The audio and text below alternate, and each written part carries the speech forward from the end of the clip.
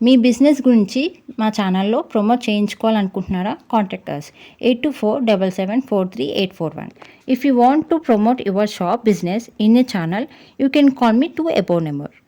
భారతీయ సినీ చరిత్రలో నిలిచిపోయే దిగ్గజ నటులలో ఎస్వి రంగారావు ఒకరు. వెండి తెర మీద నవరసాలు అత్యద్భుతంగా పండించిన గొప్ప నటుడు ఆయన. చార్లీ చాప్లిన్ లాంటి గ్రేట్ యాక్టర్ ప్రశంసలు అందుకున్న మహోన్నత వ్యక్తి. జానపదాలు, పౌరాణికాలు, చారిత్రాత్మకాలు, సాంఘికాలు అన్ని రకాల సినిమాల్లో నటించారు. ఆయన నటించని జానర్ లేదు, ఆయన పోషించని పాత్ర లేదు. 3 దశాబ్దాల పాటు దాదాపు 300కు పైగా చిత్రాలు నటించి సినీ అభిమానుల హృదయాల్లో తనదైన ముద్ర వేసుకున్నారు విశ్వ నట చక్రవర్తి, నట సార్వభౌమంగా పేరుగాంచిన ఎస్వీఆర్. ఎస్వి రంగారావు పూర్తి పేరు సామల్ల వెంకట రంగారావు. 1918 జూలై 3న ఆంధ్రప్రదేశ్లోని కృష్ణా జిల్లా నూజివీడిలో కోటేశ్వరరావు, లక్ష్మీ నరసాయమ్మ దంపతులకు జన్మించారు.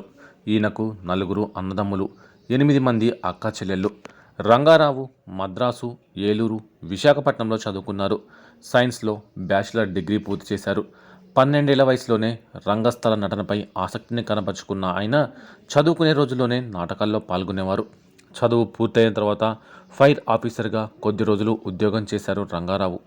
అయితే నటనపై పూర్తి స్థాయిలో దృష్టి సారించడం కోసం ఉద్యోగానికి రాజీనామా చేశారు.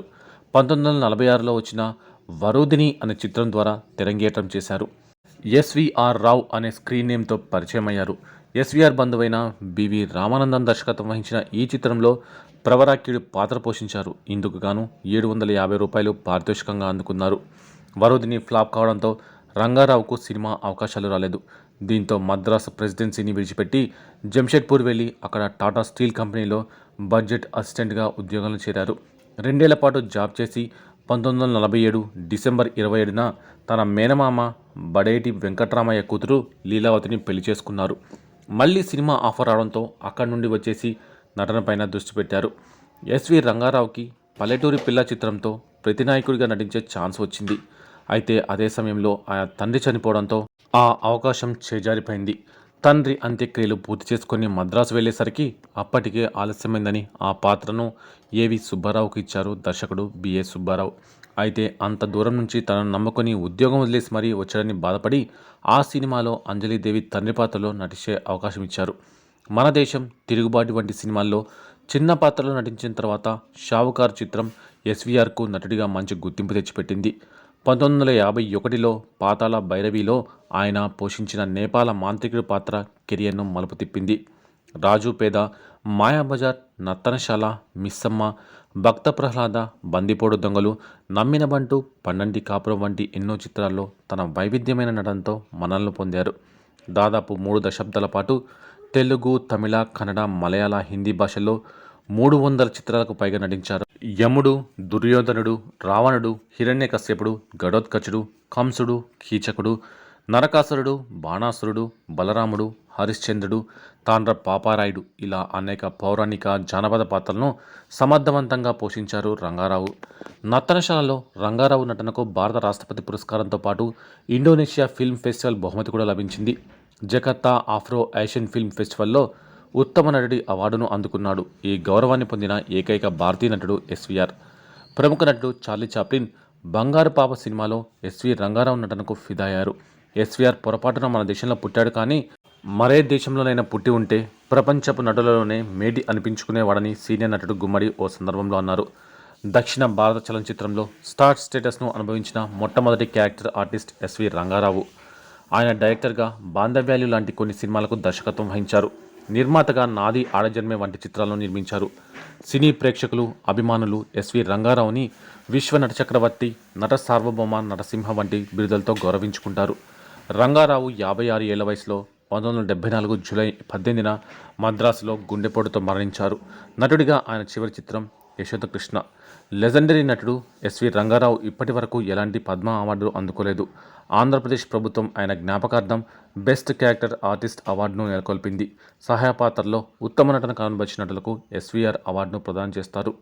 ఇక ఎస్వి రంగారావు జీతం గురించి, ఆయన సినిమాల గురించి, అదేవిధంగా వ్యసనాల గురించి ఎన్నో వార్తలు ఇప్పటికే బయటికి వచ్చాయి. ఆయన చనిపోయిన విధానం కూడా మనకు తెలుసు. చాలామందికి తెలియని విషయం ఏంటంటే, ఆయన జీవిత భాగస్వామి లీలావతి భర్తని కోల్పోయిన తర్వాత కొడుకు, కోడల్ని కూడా కోల్పోయారు. ఒంటరిగా మనవడిని పెంచుతూ ఎన్నో ఇబ్బందులు ఎదుర్కొన్నారు. అయితే ఎస్వి రంగారావు 1947లో లీలావతిని పెళ్లి చేసుకున్నారు. వీళ్ళకి 3 పిల్లలు.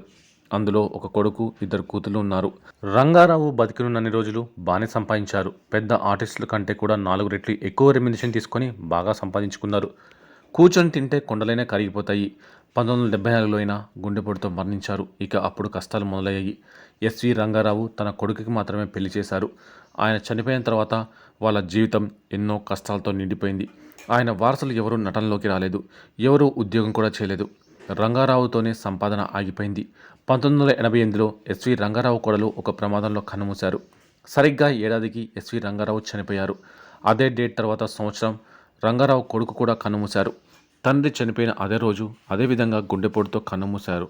భర్త చనిపోయిన దుఃఖాన్ని దిగమింగుకొని బ్రతుకుతుండగా లీలావతి కొడుకు కోడలు కూడా మరణించడంతో తీవ్ర క్షోభకు గురయ్యారు. అయినా కూడా వారికి కలిగిన ఏకైక సంతానాన్ని ఆమె పెంచారు. ఎస్వి రంగారావు చనిపోయాక 26 ఏళ్లకి లీలావతి కూడా చనిపోయారు. అప్పటిదాకా మనవడిని పెంచారు. 2 కూతుళ్లకు పెళ్లి చేశారు. ఆస్తులన్నీ కరిగిపోయాయి. ఎస్వి రంగారావు మనవడికి నా అనే వాళ్ళే లేకపోయారు. బంధువుల సహాయంతో జీవితంలో బాగానే సెటిల్ అయ్యాడు. ప్రస్తుతం పరిస్థితి బాగానే ఉంది. కానీ లీలావతి మాత్రం అతన్ని పెంచడానికి ఎన్నో ఇబ్బందులు ఎదుర్కొన్నారు. కోటలో ఉండే ఆస్తి అంతా కూడా మెల్లమెల్లగా కరిగిపోయింది. ఎస్వి రంగారావు తన కొడుకును సినిమాల్లోకి తీసుకురావాలని ప్రయత్నించగా అది విఫలమైందట. ఎస్వి రంగారావు తనయుడు కోటేశ్వరరావు హీరోగా సినిమా కూడా మొదలుపెట్టారు. కొంత షూటింగ్ చేసి ఆ తర్వాత మధ్యలోనే సినిమా ఆపేశారు. పలు కారణాల వల్లనే సినిమా ఆగిపోయింది అని తెలుస్తోంది. ఆ తర్వాత మళ్ళీ ఆయన కొడుకు సినిమాల్లోకి రావడానికి పెద్దగా ఆసక్తి చూపలేదు. ఎస్వి రంగారావు కొడుకు జనరేషన్ సినిమాలోకి రాలేదు. కానీ 3వ జనరేషన్ అయిన ఆయన మనవడు సినిమాలోకి వచ్చాడు. ఆయన 2వ మనవడు ఎస్వి రంగారావు కథానాయకుడిగా మిస్టర్ 7 అనే సినిమాతో టాలీవుడ్కి పరిచయం అయ్యారు. 2012లో వచ్చిన ఈ సినిమా ప్రేక్షకులను పెద్దగా మెప్పించకపోవడంతో ఆయన ఆ తర్వాత సినిమాలేమీ చేయలేదు. ఆ టైంలో రంగారావు మాట్లాడుతూ, తాతగారు మరణించి 36 సంవత్సరాలు అయింది. ఆయన వారసులు ఎవరూ చిత్ర పరిశ్రమలోకి ప్రవేశించలేదని అందరూ అనుకుంటున్నారు. కొన్ని కుటుంబ కారణాల వల్లనే నా సినీ ఎంట్రీ ఆలస్యమైందని జూనియర్ ఎస్వీఆర్ అన్నారు. ఎస్వీఆర్ సినీ కార్పొరేషన్ అనే పేరుతో వరుస సినిమాలు తెరకెక్కిస్తానని ఆయన చెప్పారు. కానీ ఒక్క సినిమా తర్వాత మళ్ళీ రాలేదు. తెలుగు సినిమాకు సంబంధించి కొందరు నట దిగ్గజాల గురించి వర్ణించాలంటే మామూలు పద సంపద సరిపోదు. అలాంటి వారిలో ముందు వరుసలో చెప్పుకోవాల్సిన పేరు ఎస్వి రంగారావు.